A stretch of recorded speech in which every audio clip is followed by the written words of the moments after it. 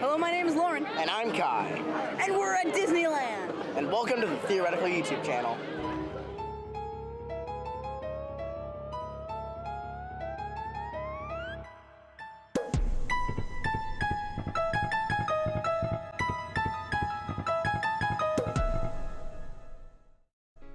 Disneyland was first opened on July 18th, 1995. And fun fact, the original concept was only to be built on about 8 acres. For reference, they currently have 85 acres devoted to just Disneyland. And Epcot in Florida is 300 acres, California Adventure alone is 72 acres, and Animal Kingdom is the largest Disney park with a whopping 403 acres. Major funding for the park came from ABC after a show called Disneyland was broadcast from them. The name eventually changed to The Wonderful World of Disney, and its final broadcast was in 2008 on Christmas Eve when they showed the first Narnia film. The name changed again and again, taking on the moniker of The Wonderful World of Disney, Disneyland Presents, Walt Disney's Wonderful World of Color, Disney's Wonderful World, Walt Disney, The Disney Sunday Movie, Disney's Summer Classics, The Magical World of Disney. So if you heard of any of those shows, they're probably the same thing. The initial purchase of land ended up being about 160 acres, so still not those 8 that were expected, and construction costs were predicted to be about $7 million. And inflation nowadays brings that up to $158 million. Space Mountain was actually the first single attraction to cost more than the Disneyland park itself. In 1977, it cost $20 million to build. Over half the tickets opening day were counterfeit, and that's just one example of all the major catastrophes that went on. There was also a gas leak, and they ran out of food, and the heat was so bad that the freshly laid cement sunk with the ladies' high-heeled shoes, and the plumbing was weird because there was like a worker strike. Yeah, it was not a good sign. Disneyland is broken into 4 separate lands and a few more pieces. These lands being Fantasyland, Frontierland, Adventureland, and Tomorrowland. The pieces being Main Street USA, New Orleans Critter County, and Mickey's Toontown. So there's so much detail I could go into at this point about every single major event that took place in Disneyland, how it operates and all that fancy stuff. So really, I'm just going to devote the rest of this video to trivia instead of like a play-by-play history. Did you know that the Pirates of the Caribbean ride is actually you traveling through the last moments of a pirate's life as he's stuck forever in purgatory remembering different moments before his death?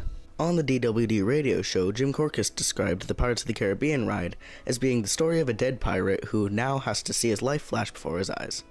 Also, that the Pirates was originally conceived as a walk-through wax museum. That sounds really, really creepy. The skeletons playing a game of chess will never actually finish due to the placement of the pieces. New Orleans Square cost about $15 million to build, which if you don't account for inflation and time differences, the Louisiana Purchase cost the US the same amount. The Haunted Mansion is another dark ride from the park, and it features some pretty impressive special effects. Madame Leota, the woman from the Crystal Ball, is voiced by Eleanor Audley, who played Lady Tremaine, the evil stepmother from Cinderella, and Maleficent in classic Disney movies. It also features the Pepper's Ghost Effect, which is named after its inventor, John Henry Pepper, and that involves some fancy mirrors and lighting tricks to make things look transparent.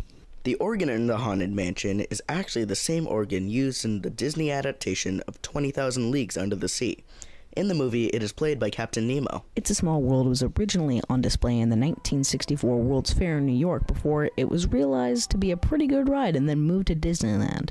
Robert Sherman Jr. once said, "Since 1983, there has not been a moment when It's a Small World wasn't playing in at least 2 locations on the globe." Mr. Toad's Wild Ride is another dark ride, and I should probably define what a dark ride is, shouldn't I? A dark ride is a ride that uses vehicles to send passengers into a series of indoor scenes. Personally, Mr. Toad's Wild Ride is my favorite in the whole park, because I don't like roller coasters. The Matterhorn. Fun fact, the Yeti's name is Harold, and yep, there he went.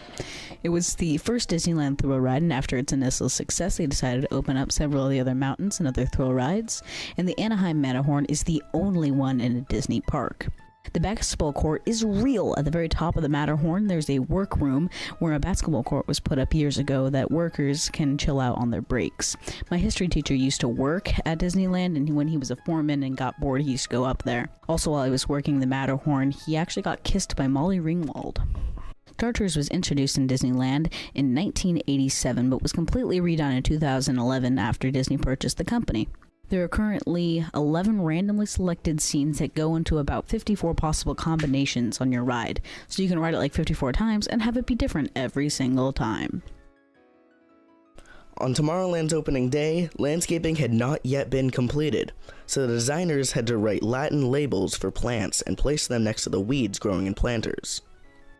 Some attractions from the park have been open since the very first day of Disneyland, including the Disneyland Railroad to New Orleans Square Station, the Jungle Cruise, King Arthur's Carousel, the Mad Tea Party, Main Street Cinema, Mark Twain Riverboat, Mr. Toad's Wild Ride, Peter Pan's Flight, Snow White's Scary Adventures, and the Storybook Land Canals. Of course, there are a couple parts of Disneyland that I will probably never get to see, including the exclusive Club 33.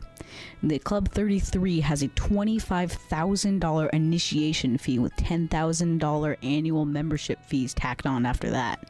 And it is the only place in Disneyland you can currently buy alcohol. California Adventure and Downtown Disney do not apply to this rule, and you can take alcohol into the park if you purchase any there.